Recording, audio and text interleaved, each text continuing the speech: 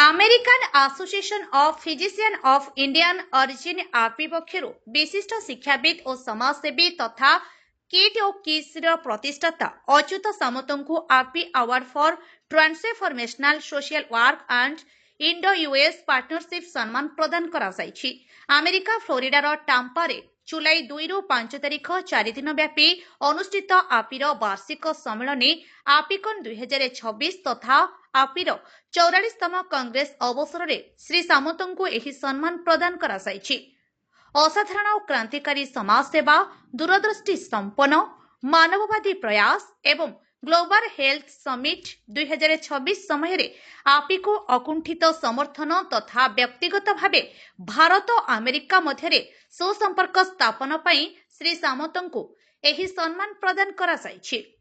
समाज प्रति अच्युत सामंत समर्पित जीवन, सामाजिक कार्य और अन्यान्य प्रयास पई श्री सामंत को संघ पक्षर भूयसी प्रशंसा करा जायथिला। संघर 3000 रु ऊर्ध्व डाक्टर और विशेषज्ञों उपस्थिति रे आपी सभापति डॉक्टर अमित चक्रवर्ती श्री सामंत को यह सम्मान प्रदान करथिले। आपी हेउची 1,20,000 प्रवासी भारतीय डाक्तर को नहीं गठित अमेरिकार बहु पुरातन संघ।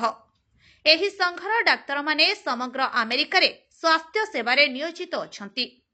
जुलाई 4 तारिख अमेरिकार स्वाधीनता दिवस अवसर में आयोजित यह कार्यक्रम में श्री सामंत को सम्माननीय वक्ता भाव जोग देवा पई आपी पक्षर अनुरोध करा जायथिला।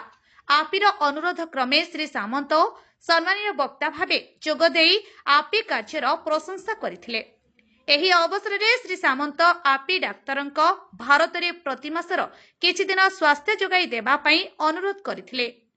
आपी पक्षर मध्य श्री सामंत अनुरोध को समर्थन जणाई प्रति मास 7 रु 15 दिन पर्यंत भारत में स्वास्थ्य सेवा परामर्श देवा पई आपी डाक्तर माने प्रतिश्रुति देथिले।